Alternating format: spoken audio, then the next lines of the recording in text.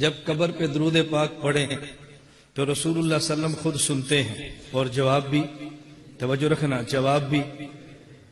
اب سوال سنیں، مدینہ منورہ میں رسول اللہ صلی اللہ علیہ وسلم ایک صحابی کے گھر تشریف لے گئے، آپ نے باہر سے السلام علیکم کہا، اندر سے جواب نہیں آیا، آپ نے پھر السلام علیکم فرمایا، پھر جواب نہیں آیا، آپ نے تیسری بار السلام علیکم فرمایا، صحابی گھر سے باہر آئے، وعلیکم السلام ورحمۃ اللہ وبرکاتہ۔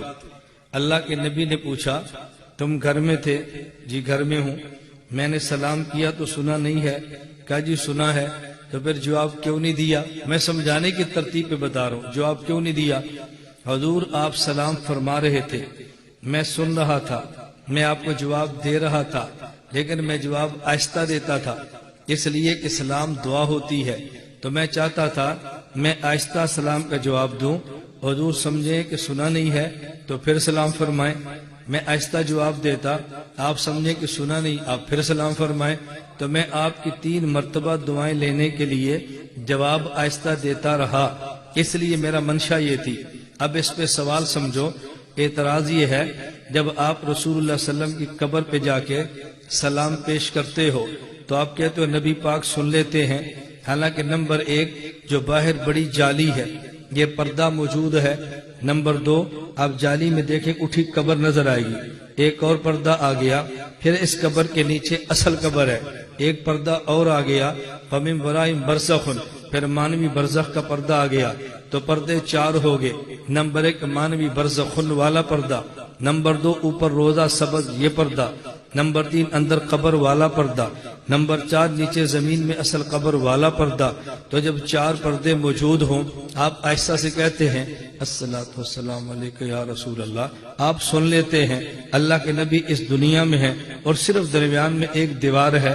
صحابی نے کہا وعلیکم السلام، تو جب آہستہ صحابی سلام کہے اور ایک دیوار ہو درمیان میں تو نبی نہیں سنتے، تو جب قبر پہ جا کر آپ سلام آہستہ کہیں اور 4 دیواریں موجود ہوں تو پھر کیسے سن لیتے ہیں؟ سوال سمجھ آ گیا؟ اب آپ سے جواب بننا نہیں ہے، اب آپ کو مرکز کی قدر آئے گی، یہاں کیا ہوتا ہے۔ اب بات اچھی طرح سمجھو، رسول اکرم صلی اللہ علیہ وسلم صحابی کے گھر گئے، آپ نے فرمایا السلام علیکم، صحابی نے کہا وعلیکم السلام، آہستہ کا یا اونچی آواز سے؟ تو اس دنیا میں کس نے سننا ہے، کان نے یا روح نے؟ تو کان کی پرواز کم ہے یا زیادہ، اور روح کی؟ اچھا، اور موت کے بعد کس نے سننا ہے؟ روح نے، اور روح کے بعد جسم نے۔ اب اللہ کے نبی دنیا سے قبر میں تشریف لے گئے، اب وہاں تعلق تصرف نہیں ہے، تعلق تدبیر نہیں ہے، بلکہ تعلق کون سا ہے؟ اور دنیا میں تعلق بھی تینوں ہے، سننا بھی جسم نے ہے، چونکہ جسم نے سننا تھا تو جسم کی جسے کہتے ہیں لمیٹڈ، بڑی محدود ہوتی ہے۔ آہستہ وعلیکم السلام کہا تو جسم نہیں سن سکا، اور جب قبر میں چلے گئے اب آپ کی روح نے سننا ہے، اور روح بھی وہ جس میں ایک بوجھ ہے 2 نہیں ہے۔ اب روح کی پرواز اتنی بڑھ جاتی ہے کہ آہستہ سا بھی السلام کہے وہ تب بھی سن لیتی ہے۔ موت کے بعد روح سنتی ہے، اور روح ہوتی کہاں ہے؟ للڑ کہتے ہیں موت کے بعد روح سنتی ہے، ماشاءاللہ، یہاں تک آ جاؤ، کوئی نہیں، قریب آ گئے ہو، لیکن یہ بتانا پڑے گا کہ جسم سنتا ہے یا نہیں۔ اب یہ بیچارے ان کو اپنے عقیدے کا پتہ ہی نہیں، کوئی پتہ نہیں ہے، اپنے عقیدے کی وضاحت بھی نہیں کر سکتے کہ ہمارا عقیدہ کیا ہے۔ کئیوں سے ہم نے پوچھا، لیکن سمن بکمن امجن، یہ صرف جنگل کے گیدڑوں کی طرح نوکیں اور شوریں اور کچھ بھی نہیں۔ موت کے بعد روح سننے کی پرواز تیز ہوتی ہے۔ یہ کہنا کہ مٹی اور دیواروں سے کیسے سنتا ہے، یہ قیاس بات ہے، قیاس سے عقیدہ ثابت نہیں ہوتا۔ ماشاءاللہ تو نے بڑی نسکتی پیش کی ہے۔ اس پر کیا نسکتی ہے کہ موت کے بعد مرنے والے کی روح سنتی ہے؟ لاؤ ایک دوسری بات یہ ہے کہ جب روح کی پرواز تیز ہے تو اندل قبر کا پھر کیوں کہتے ہو؟ جہاں پاکستان سے کیوں نہیں سما مانتے؟ اندر قبر کس چیز نے روکا؟ جب اتنی پرواز تیز ہے تو پھر بریلویوں کی طرح ہر جگہ سے سما کے قائل بنو نا. ایک طرف تم کہتے ہو اندل قبر، اور ادھر جب دلیلیں دیتے ہو تو روح کی سننے کی پرواز بڑی تیز ہے، بس اتنی تیز ہے کہ صرف قبر کے اردا گرد. تو پھر خالصتاً تم سے بریلوی اچھی دلیل لیتی ہیں. وہ کہتے ہیں سورج ہے نا ایک جگہ پہ اور اس کی کرنیں ہیں پوری دنیا میں، اسی طرح کہ انبیاء ہوتے ایک جگہ پہ ہیں لیکن نور پوری کائنات میں سنتے ہر جگہ سے. تم تو بریلوی اچھے رہ گئے، جھوٹ بولا لیکن کم از کم کوئی عقل کے مطابق تو جھوٹ بولا ہے نا، ہے وہ بھی جھوٹ. اب گمان صاحب سے کوئی پوچھے کہ وہاں حضرت سعد کے دروازے پر نبی کریم علیہ السلام کا صرف جسم گیا تھا یا روح بھی اندر تھا؟ لیکن گمان کا کام ہی گھومنا ہے، اس کا تو اور کام نہیں ہے. تو آپ حضرت سعد کے دروازے پر جب گئے تھے تو اندر روح موجود تھی یا نہیں؟ ایک. دوسرا، تمام للہڑ مفتی عبدالشکور ترمذی سے لے کر مولانا سرفراز خان تک موت کے بعد ان کانوں سے سننے کے قائل ہے، جسم کے کانوں سے. یہ گھمنی مذہب کہاں سے آ گیا؟ پہلے تو گھمن کو اپنے للڑوں کے ساتھ موافقت کرنی چاہیے اور یہ فیصلہ کرنا چاہیے کہ جو کان کے ساتھ سماع کا قائل ہے وہ مسلمان ہے یا نہیں. حالانکہ سب ان کے للڑ بد کے اکابر سب ان کے جو نام لیتے ہیں وہ روح کو جسم کے اندر مانتے ہیں اور جسم کے کانوں کے سننے کے قائل ہے. ایک.